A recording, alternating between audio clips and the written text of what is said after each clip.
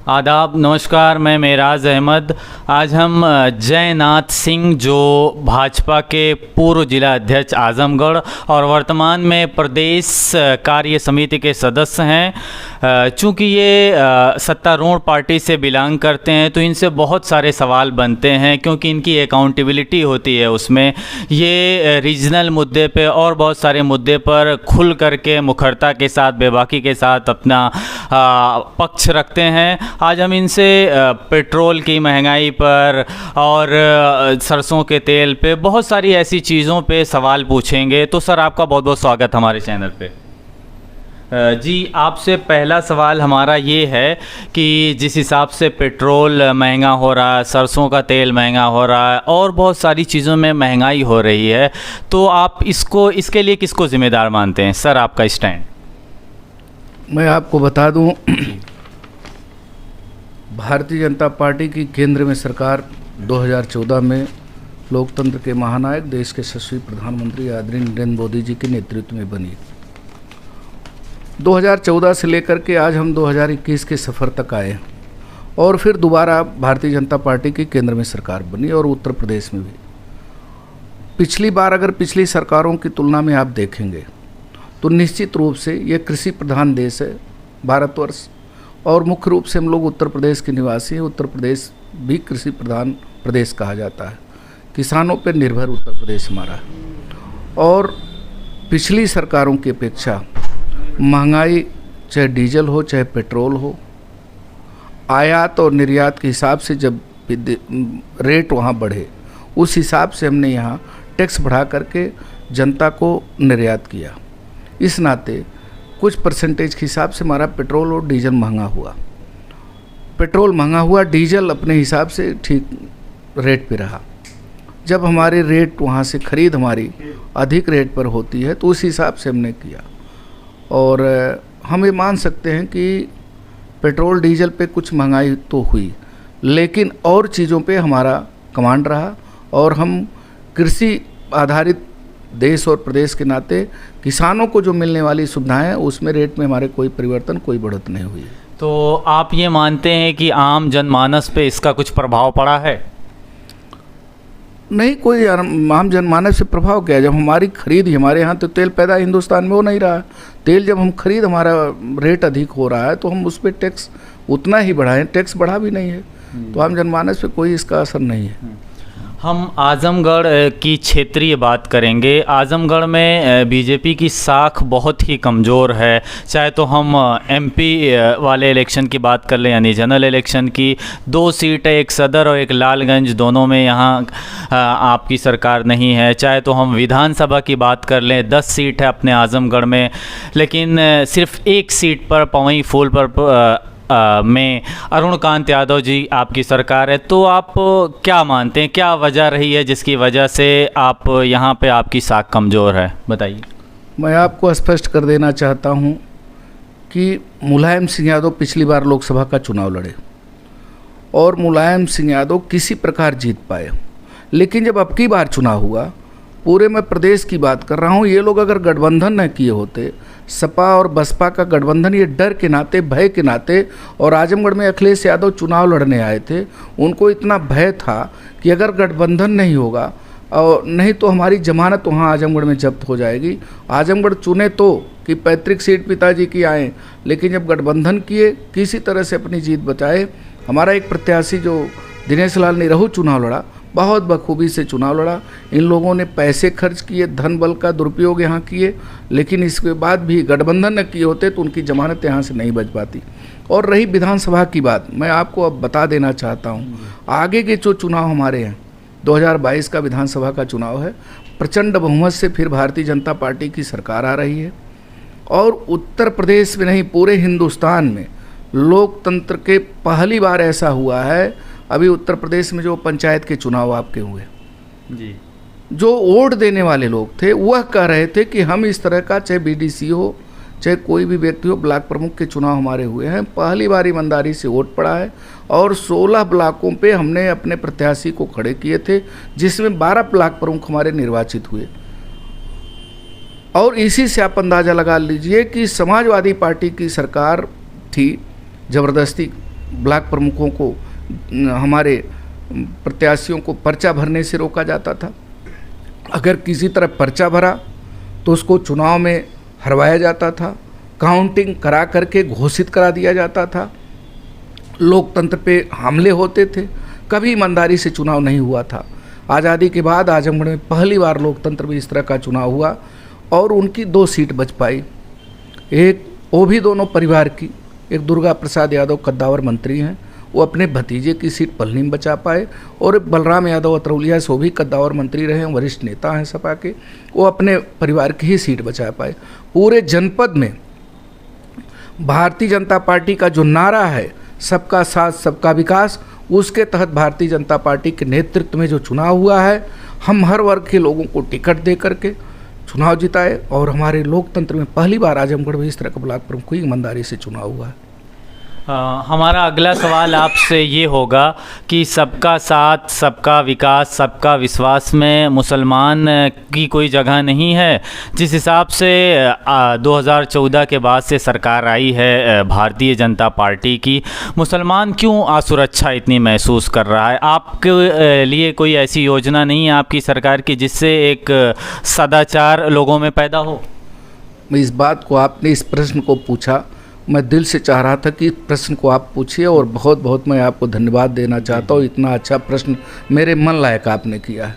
मैं आपको बता दूँ, हम लोग भी भारतीय जनता पार्टी की कार्यकर्ता हैं, बहुत बचपन से ही भारतीय जनता पार्टी के छात्र राजनीति के बाद राजनीति शुरू की है। यहीं बगल का एक सिबली कॉलेज था, सिबली कॉलेज में उस समय समाजवादी पार्टी की सरकार थी।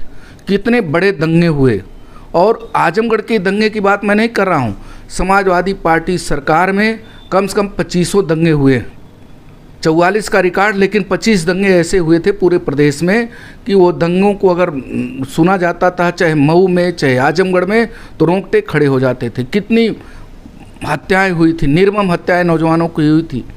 दूध लेकर के, बाल्टा लेकर के लोग गए थे मऊ में, उनकी निर्मम हत्याएं आज भी उनकी मऊ के कोतवाली में साइकिलें पड़ी हुई हैं, बाल्टे उसी तरह पड़े हुए हैं। हम आपसे पूछना चाहते हैं, आप पत्रकार हैं, समाज के सजग प्रहरी हैं और चौथे स्तंभ माने जाते हैं आप लोग। पूरे देश में, मैं बता रहा हूँ, उत्तर प्रदेश की बात छोड़िए, पूरे देश में एक भी भारतीय जनता पार्टी की सरकार में दंगा हुआ हो तो आप बता दीजिए। आज मुसलमान अपने आप को, पढ़ा लिखा मुसलमान, मेरे पास हजारों लोग आते हैं, पढ़ा लिखा मुसलमान अपने आप को भारतीय जनता पार्टी में एकदम वो कहता है कि भारतीय जनता पार्टी की सरकार में हम अमन चैन से हैं, खुशहाल हैं, कोई विवाद नहीं, कोई बवाल नहीं। और एक चीज़ और बता दूं आपको, जो हमने नारा दिया सबका साथ सबका विकास, उस क्रम में मैं आपको बताना चाहता हूं, हिंदुस्तान के प्रधानमंत्री ने प्रधानमंत्री आवास योजना दिया, गांव में चयन करके गया, उन्होंने हिंदू मुस्लिम अगड़ा पिछड़ा नहीं देखा। जो गरीब तबके का था, जो पात्र व्यक्ति था, उसको प्रधानमंत्री आवास मिला। उज्ज्वला योजना गैस कनेक्शन के तहत गरीबों को, पात्र व्यक्तियों को, चाहे हिंदू थे चाहे मुसलमान थे, भी हम गांव में जाते हैं, उनको उज्ज्वला गैस कनेक्शन के द्वारा उनको निःशुल्क गैस कनेक्शन मिला। जितनी भी योजनाएं, अभी किसान कल्याण निधि आई हमारे किसानों के खाते में, किसान के नाम अगर खतौनी है, चाहे हिंदू हो चाहे मुसलमान हो चाहे अगड़ा हो चाहे पिछड़ा हो, चाहे पिछड़े समाज का हो चाहे बड़े समाज का हो, सबके खतौनी में, सबके खाते में पैसे आए। प्रधानमंत्री जी और उत्तर प्रदेश के यशस्वी मुख्यमंत्री जी कभी यह नहीं सोचे कि हिंदू के लिए काम हो रहा है, मुसलमान के लिए काम हो रहा है। मैं आजमगढ़ की बात कर रहा हूँ, अभी मैं एक दिन अहरौला की तरफ जाने की योजना बनाया, मेरे कार्यकर्ताओं ने कहा अध्यक्ष जी यहीं से किशुनदासपुर से हाईवे पे हम लोग चलेंगे। मैं कितनी सुगत की अनुभूति किया, मुझको ये नहीं लगा कि मैं आजमगढ़ में हूँ। जब पूर्वांचल एक्सप्रेस पे हम लोग चढ़े तो ये लगा कि हम जापान और टोक्यो में चल रहे हैं। आप बताइए, आजमगढ़ के लिए इतनी बड़ी सौगात। 2 वर्ष बीता है, मैं अध्यक्ष था, देश के यशस्वी प्रधानमंत्री जी आकर के यहाँ लोकार्पण करके गए थे, और इतने कम दिनों में और इतनी खूबसूरत सड़क 8 लेन की 10 लेन की सड़क बन करके पूर्वांचल एक्सप्रेस तैयार हुआ। इससे ही बात नहीं रुक जाती है, उसके बाद गोरखपुर लिंक मार्ग वहीं से जोड़ा जाता है। एक हब उद्योग का आजमगढ़ में बनने जा रहा है, आपको कुछ दिनों में लगेगा आजमगढ़ के जो लोग पूर्वांचल के इधर से जा रहे हैं पूर्वांचल एक्सप्रेस पे, माननीय मुख्यमंत्री जी को हर वर्ग के लोग जा रहे हैं, चाहे हिंदू हो चाहे मुसलमान हो, रोज़गार मिलेगा, हर वर्ग के लोगों को रोज़गार मिलेगा। हम दुबई सऊदीया जाते हैं, हम कहते हैं कि हमारे आजमगढ़ की सड़कें अच्छी हैं, आजमगढ़ में मुख्यमंत्री जी ने विकास किया है, हर वर्ग क्षेत्र के लिए विकास हो रहा है जी। इस नाते उसमें कहीं से भी मैं कह रहा हूँ, एक आजमगढ़ का मुसलमान ये कह दे कि भाजपा की सरकार में हम असंतुष्ट हैं तो मैं राजनीति से संन्यास ले लूँगा। हर वर्ग के लोग संतुष्ट हैं। आज हमारा ग्राफ और बढ़ा है, योगी आदित्यनाथ जी के नेतृत्व में उत्तर प्रदेश में और ग्राफ बढ़ करके अगली बार मैं आपको ये बता रहा हूँ, मैं केवल आपसे ही नहीं कह रहा हूँ, आपको स्पष्ट मैं बता देना चाहता हूँ कि आजमगढ़ में 10 की 10 सीटों में 8 विधानसभा की सीटों में भारतीय जनता पार्टी का परचम फहरेगा। और इसको आप नोट कर लीजिए, आज आजमगढ़ की जनता निश्चित रूप से विश्वास कर रही है कि भारतीय जनता पार्टी एक ऐसी सरकार है जिसमें सबका विकास निहित है, सबका सम्मान स्वाभिमान सारी चीज़ें आप निहित उसी में हैं भारतीय जनता पार्टी में।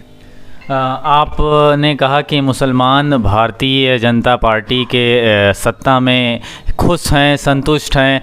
हमारा सवाल ये है कि क्या आप मानते हैं कि पार्लियामेंट में भागीदारी होनी चाहिए समान रूप से? निश्चित रूप से। अभी मैंने देखी, मेरे भारतीय जनता पार्टी एक ऐसी पार्टी है जो मोर्चों का गठन हुआ, अल्पसंख्यक मोर्चा, राष्ट्रीय स्तर पे हमारा गठन हुआ अल्पसंख्यक मोर्चा, हमारे में हर मोर्चों का समायोजन है और मुसलमान अल्पसंख्यक मोर्चे में जुड़ करके पार्टी की मुख्य धारा में काम कर रहा है। और चाहे मेंबर ऑफ पार्लियामेंट का हमने चुनाव लड़ाया था, ये आजमगढ़ में है, आजमगढ़ में शाह आलम को हमने चुनाव लड़ाया है। इससे बड़ा सबूत कौन दे सकता है? अखिलेश यादव, मुलायम सिंह यादव कभी किसी मुसलमान को यहाँ से चुनाव लड़ाया क्या? मुसलमान भाई उनके साथ खड़े हो जाते हैं। मैंने तो शाह आलम को टिकट दिया था, पार्लियामेंट का टिकट दिया था। 2019 में कितना टिकट मिला हम आपसे जानना चाहते हैं। भारतीय जनता पार्टी ने मुसलमानों को कितना टिकट दिया? जिस हिसाब से उनकी तादाद है according to the census of 2011 14% है, मात्र 2% संसद में भागीदारी है।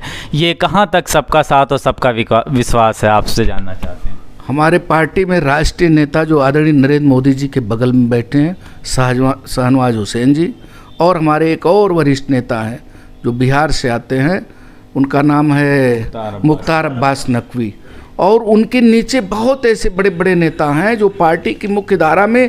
और मैं अब की बार आपको बता दूं कि उत्तर प्रदेश में आप देखिएगा, हमारे टिकट के जो दावेदार मुसलमान भाई हैं अपनी दावेदारी रख रहे हैं, उनको निश्चित रूप से उत्तर प्रदेश में विधानसभा में 2022 में टिकट मिलेगा जी। हाँ, ये अध्यक्ष जी कह रहे हैं कि इस बार के विधानसभा चुनाव में भागीदारी होगी अगर वो दावेदार होगा। जिस हिसाब से बेरोजगारी का मुद्दा बहुत तेज़ी से उठ रहा है, अभी हालिया रिपोर्ट NSSO की आई जिसमें बताया गया कि भारत में 45 साल की से सबसे ज़्यादा बुरी स्थिति में बेरोजगारी हो गई, जबकि सत्ता आपकी है, सरकार आपकी है, उसी गवर्नमेंट का ऑफिशियल डेटा है। क्या आप इसको सही मान रहे हैं? निश्चित रूप से मैं आपको बता दूं, अगर कोविड न आया होता, 2 वर्षों से कोविड के नाते हिंदुस्तान की जनता परेशान हुई है और सरकार, आप इस बात को पूछिए, विदेशों में चर्चा हो रही कि उत्तर प्रदेश में कोविड पे अगर किसी हिंदुस्तान में किसी व्यक्ति ने काम किया तो उत्तर प्रदेश का मुख्यमंत्री योगी आदित्यनाथ जी, जो राजपाट नहीं छोड़े, उनके पिताजी की डेथ हुई थी, अंतिम संस्कार में नहीं जा पाए, लेकिन कोविड के नाते उत्तर प्रदेश की जनता के साथ वो खड़े रहे। और आप एक प्रश्न और ये पूछ सकते हैं, पार्लियामेंट यहाँ की सम्मानित जनता ने अखिलेश यादव को सांसद बनाया था, और आज तक कभी आने की उन्होंने हिम्मत नहीं जुटा पाए कि आगे चल करके आजमगढ़ में की जनता को, जो हमको पार्लियामेंट मेंबर बनाया है, उनकी कम से कम हाल चाल हम लें। उनका सुखद दुखद क्या स्थिति है? हजारों लोग चले गए जिनके सुख दुख में आने का कहीं साहस नहीं। लेकिन मैं बताना चाहता हूं, उत्तर प्रदेश के यशस्वी मुख्यमंत्री आज योगी आदित्यनाथ जी ने सैफई से लेकर के इटावा तक, आजमगढ़ तक का सफ़र किया है। आजमगढ़ 4-4 बार वो आकर के ऑक्सीजन प्लांट की जो कमी थी, हमारे अधिकारियों ने जो चीज़ें बताई, ऑक्सीजन प्लांट 4-4 जगह आजमगढ़ में लगे, लालगंज में, तरवा में, हमारा जो PGI है चकरपानपुर, अतरौलिया में ऑक्सीजन प्लांट लग के तैयार है, बेड तैयार कर दिए गए हैं। आगे तीसरी कोविड की लड़ाई के लिए हम तैयार हो गए हैं। उत्तर प्रदेश के मुख्यमंत्री जी आजमगढ़ को भी उन्होंने गोद लिया है और आजमगढ़ के विकास के लिए कृत संकल्पित हैं। कहीं से भी कोई दिक्कत नहीं आने पा रही आजमगढ़ में। और रोजगार की बात अभी भी की है, नौजवानों के रोजगार के लिए तमाम योजनाएं चलाई जा रही हैं, तमाम प्रधानमंत्री योजना से तमाम योजनाएं चलाई जा रही हैं। उससे ऋण लेकर के रोजगार करें, उद्योग के अवसर प्राप्त होने जा रहे हैं। और अभी बड़ी वैकेंसी निकलने जा रही है, क्योंकि कोविड के नाते दिक्कत आई है। अभी बड़ी वैकेंसी, बड़ी भर्ती नौजवानों की होने जा रही है। उत्तर प्रदेश में अभी यह उत्तम प्रदेश बन चुका है, उसके लिए अग्रसर है। आगामी विधानसभा चुनाव में आपकी पार्टी का क्या मुद्दा होगा? किस मुद्दे को लेके आप खास तौर पे धरातल पे उतरने वाले हैं? युवाओं को नौकरी, उनका रोजगार, उनकी पढ़ाई, या फिर राम मंदिर, या फिर विकास? निश्चित रूप से मुद्दा जो है हमारा राष्ट्रीय मुद्दा हमेशा रहा है। भारतीय जनता पार्टी जो मैनिफेस्टो में लिखती है, जो तैयार करती है, पार्टी की नीतिगत जो फैसले होते हैं उसको लेकर के हम जाते हैं। लेकिन अब की बार केवल एक ही मुद्दा रहेगा, विकास का मुद्दा। जो विकास भारतीय जनता पार्टी के नेतृत्व की सरकार में हुई है, उस मुद्दे में 2022 का हम चुनाव लड़ने जा रहे हैं। जी। पिछले कुछ वर्षों से जिस प्रकार से, हालांकि मैंने ये सवाल आपसे पूछ लिया है, लेकिन और मैं ये जानना चाहता हूँ, आपसे आश्वासन चाहता हूँ कि मुस्लिमों और हिंदुओं में जिस हिसाब से असहिष्णुता बढ़ी है, इंटॉलरेंस बढ़ा है, इसको नियंत्रण करने के लिए, रोकने के लिए आप किस तरीके के मंसूबे पे काम कर रहे हैं, या कोई ऐसी योजना आने वाली है जिसको लेकर के मुसलमान भी एक इंक्लूसिव भावना के साथ जुड़े आपसे? मैं आपसे बता दिया, कुछ इंडिविजुअल हो सकते हैं, कुछ ऐसी गलतफहमियां लोग पैदा करते हैं, लेकिन मेरे जो मित्र मुसलमान हैं आते हैं, चर्चा करते हैं, 5 वक्त नमाज पढ़ने वाले लोग आते हैं, वो कहते हैं कि अध्यक्ष जी, भारतीय जनता पार्टी में हम लोग बड़े सुकून से हैं, बड़े राहत का सांस ले रहे हैं। अन्य दलों के लोगों ने हम सबको नफ़रत का बीज बो करके, हम सबको हिंदू मुस्लिम करके नफ़रत का बीज बो करके अलग किया है, लेकिन भारतीय जनता पार्टी इस तरह की कभी कोई कार्य नहीं करती है। सबका साथ, सबका विकास, सबका विश्वास लेकर के आपकी जो सरकार चल रही है, हम सब भारतीय जनता पार्टी के साथ खड़े हैं। बहुत सारे कवि, लेखक, ह्यूमन राइट एक्टिविस्ट लिख रहे हैं हिंदुस्तान के बारे में कि हिंदुस्तान एक तानाशाही मुल्क की तरफ जा रहा है। जिस हिसाब से बड़े बड़े किसान के आंदोलन हो रहे हैं, पिछले 1.5 साल पहले सीए और एनआरसी का जो मुद्दा इतना गहराया हुआ था, तो क्या आप इस बात को महसूस कर रहे हैं? इसमें वो लोग शामिल हैं जो विदेशी करेंसी लेकर के आंदोलन कर रहे हैं। आपने भी देखा है, जो ये आंदोलन किसान आंदोलन चल रहा था, किसान नेताओं को बरगला करके कुछ लोगों ने इस तरह के कार्य किए। अब वो सब चीज़ें क्लियर हो गई हैं, उसमें कहीं से भी किसान शामिल नहीं। किसान बातचीत करना चाहता है, किसान पंचायत हुई, माननीय हमारे कृषि मंत्री आदरणीय नरेंद्र सिंह तोमर जी ने कई बार मीटिंगें की, उस पर सहमति भी बनी। लेकिन एक ऐसे लोग हैं उसमें जो अराजकता पैदा कर रहे हैं, उस पर इस नाते सहमति नहीं बन पाई, नहीं तो किसान आंदोलन तो अपने आप समाप्त हो गया था। किसानों के हित के लिए जितना हमारी केंद्र सरकार आदरणीय नरेंद्र मोदी जी के नेतृत्व में किसानों के हित में काम कर रही है, उतना आज़ादी के बाद आज तक ऐसा किसानों के हित में कोई फैसला नहीं लिया गया था। कोरोना जो एक वैश्विक बीमारी थी, जो पिछले 2 सालों से व्याप्त है, और अभी तीसरी लहर भी आने वाली है। दूसरी लहर में लाखों लोगों की जानें गईं, गंगा में जिस हिसाब से लावारिस लाशें बह रही थीं, तो क्या आप मानते हैं कि ये सरकार की एक तरीके से मिसमैनेजमेंट हुई? मिसमैनेजमेंट? जी, कुप्रबंधन हुआ, या सही तरीके से देखभाल नहीं हो पाई? प्रबंधन के नाते यह सारी व्यवस्थाएं कंप्लीट हम सब मेंटेन कर पाए।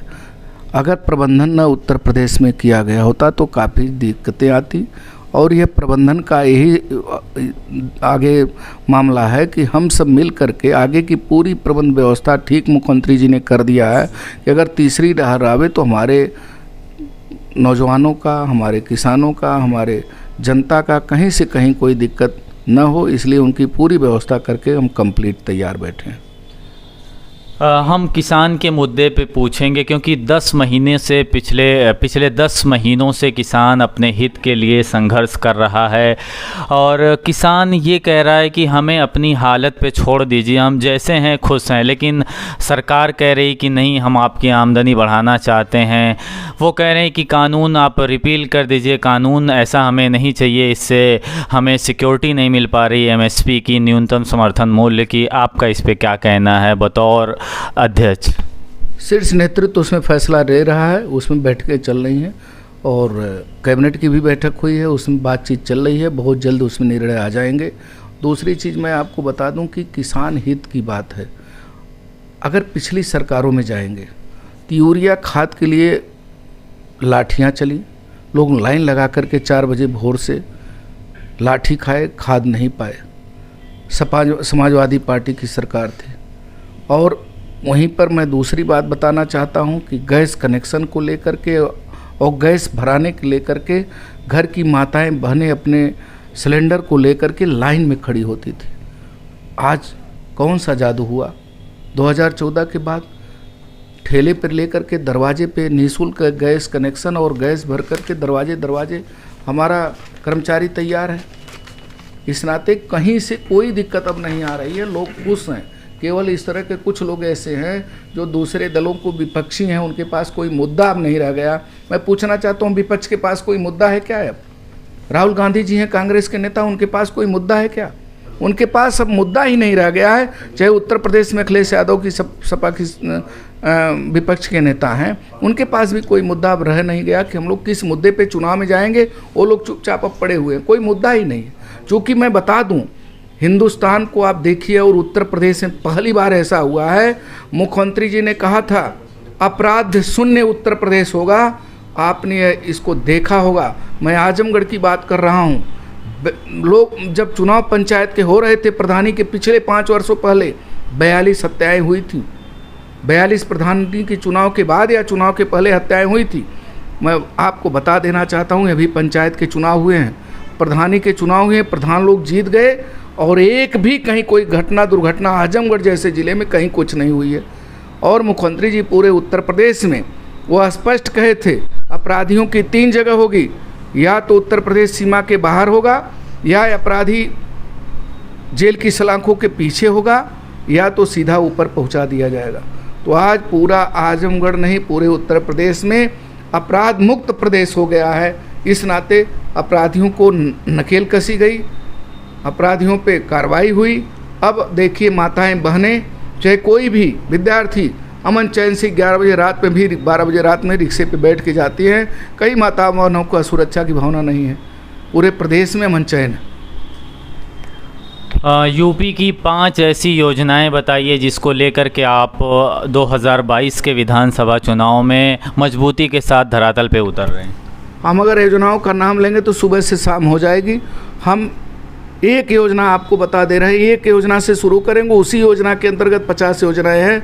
आप पहली बात, मैंने अभी प्रधानमंत्री आवास कहा है, मुख्यमंत्री आवास कहा है, शौचालय हमने दिया है, हमने सड़क दिया है, हमने मतलब एक एक विकास के कार्य अगर शुरू किया जाएगा तो विकास में तो कई मुद्दे हमारे हैं।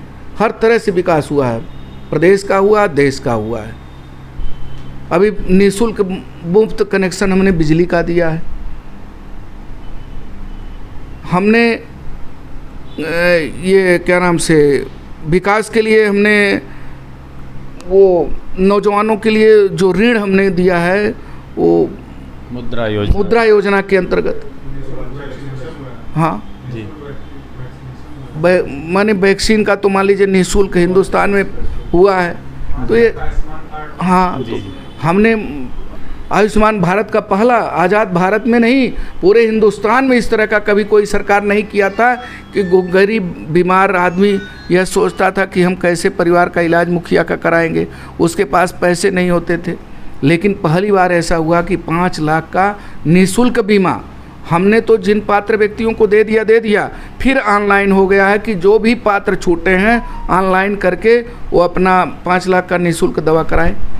तो आपसे सर अगला सवाल ये है हमारा, समाजवादी पार्टी लांछन लगाती रहती है भारतीय जनता पार्टी पे कि हमने जो भी विकास किया है, जो भी विकास की योजनाएं लागू की हैं, चाहे तो मेट्रो की बात करें, चाहे तो पूर्वांचल एक्सप्रेसवे की बात करें, ये जाके उसमें खोदते और नोचते हैं, यानी फिर से एक तरीके से उसमें शिलान्यास करते हैं। तो सर आप इसको क्या समझते हैं? अब किसी योजना का आप शिलान्यास कर दीजिए, शिलान्यास तो उनको करना ही नहीं चाहिए था। वो आनन फानन में इसलिए कि एक जनता समझे उनके पास ज़मीन एक्वायर नहीं थी, कोई योजना थी, कोई व्यवस्था थी। हमने पूरी 90% जब ज़मीन एक्वायर कर लिया, हमने उनको किसानों को फंड ट्रांसफ़र कर दिया, तब तो हमने शिलान्यास किया। और उसमें भी मैं आपको एक जो बात स्पष्ट है, उसमें कई हज़ार करोड़ रुपए का इन लोगों ने अधिक एस्टीमेट बनाया था, और 2-3 साल 4 साल पहले इन लोगों ने उसका एस्टीमेट बनाया था। आज हमने जब बनाया महंगे रेट पर, उसमें कई हज़ार करोड़ रुपए हमने एस्टीमेट में डाउन कराया। तो ये लोग केवल लूट खसोट के लिए योजनाओं का वो कर रहे थे, कहीं से इनकी मानसिकता साफ नहीं थी। हम चाहेंगे कि आप आदरणीय माननीय मोदी जी के बारे में कुछ शब्द कहें। अब मोदी जी के बारे में पूरा बच्चा बच्चा जानता है, हिंदुस्तान के नहीं पूरे विश्व में अब उनका बड़ा नाम हो गया है। भारत का उन्होंने नाम बढ़ाया, मान सम्मान बढ़ाया। आप ही लोगों के घर परिवार के लोग विदेशों में जब जाते थे तो कहते थे कि इंडिया के हम लोग हैं, तो बड़ी दूसरी निगाह से देखते थे। अब भारत का कोई जाता है तो सीना चौड़ा करके कहता है कि हम हिंदुस्तान से आए हैं। लोग कहते हैं कि हाँ, हिंदुस्तान का प्रधानमंत्री नरेंद्र मोदी जी ने वहाँ के लोगों के लिए काम किया है। तो सबका मान सम्मान, हिंदुस्तान का गौरव बहुत बड़ा है विदेशों में। इसलिए प्रधानमंत्री जी के बारे में तो खुली किताब है सब चीज़ें। जी, अंत में हम आपसे पूछना चाहेंगे कि आपने अपना राजनीतिक कैरियर किस तरीके से शुरू किया, ताकि बहुत सारे यूथ हैं, नौजवान हैं, उनको कुछ इंस्पायरेशन, प्रेरणा मिल सके इससे, ताकि वो भी अपने कैरियर को अगर राजनीति में स्ट्राइव करना चाहते हैं, बढ़ाना चाहते हैं तो बढ़ाएं। देखिए, मैं सिवली कॉलेज में विद्यार्थी था और मेरे मन में बचपन से ही था, जब किसी पॉलिटिकल व्यक्ति को मैं देखता था तो कांग्रेस की सरकार थी, कांग्रेस का पूरा जलजला था, तो मुझको लगता था कि पॉलिटिक्स में ही रह करके नौजवानों का, क्षेत्र का, सबका विकास किया जा सकता है। लेकिन जब मैं पॉलिटिक्स में आया तो उसमें कांग्रेस की सरकार थी, नारायण दत्त तिवारी जी उत्तराखंड उत्तर प्रदेश से एक में था। तो मेरे मन में आया कि मैं कौन सी पार्टी ज्वाइन करूं। मैं सिवली कॉलेज में विद्यार्थी था और सिवली कॉलेज से मैं छात्र राजनीति शुरू किया। मैंने जब सोचा तो मैंने विचार किया और कुछ लोगों से पूछा तो काफ़ी लोगों ने कहा कि कांग्रेस की सरकार है, कांग्रेस पार्टी, लेकिन उसमें नेतृत्व की क्षमता नहीं थी। मुझको केवल एक ही नेता नज़र आए उस समय, देश के बहुत ही गौरवशाली नेता और प्रधानमंत्री रहे पंडित अटल बिहारी वाजपेयी। उनके चित्र को सामने जब मैं देखा, मुझको लगा कि यह भारतीय जनता पार्टी एक ऐसे नेता, ऐसे दल में बड़े बड़े नेता हैं, चाहे अटल जी हों, चाहे आडवाणी जी हों, चाहे और वरिष्ठ नेता हों, राजनाथ जी हों, इनको देख करके मैं भारतीय जनता पार्टी ज्वाइन किया। और उस समय विपक्ष में हम लोग हुआ करते थे, लेकिन आज भारतीय जनता पार्टी इतनी बड़ी पार्टी हो गई है, देश नहीं दुनिया की सबसे बड़ी पार्टी हो गई है कि आज हम उसी में काम कर रहे हैं। नौजवानों को एक प्रेरणा मैं देना चाहता हूं कि जो भी काम करें निष्ठा के साथ करें, बखूबी उसमें लग जाएं, लीन हो जाएं और दल के लिए भी काम करेंगे। और दल से बड़ा देश होता है, देश के लिए काम करें। इस नाते मैं बहुत बहुत बधाई नौजवानों को दूंगा कि नौजवान मुख्य धारा में जुड़ करके काम करें। ये थे हमारे साथ आजमगढ़ के पूर्व अध्यक्ष भारतीय जनता पार्टी के जयनाथ सिंह जी और वर्तमान में प्रदेश कार्य समिति के सदस्य रहे हैं, जिन्होंने अपनी बातें कई सारे प्रश्नों पे दी, जो बहुत सारे सुलगते भी प्रश्न थे उस पर भी उन्होंने बहुत सहजता के साथ, बहुत ईजीनेस के साथ जवाब दिया। बहुत बहुत शुक्रिया हमारे साथ बने रहने के लिए।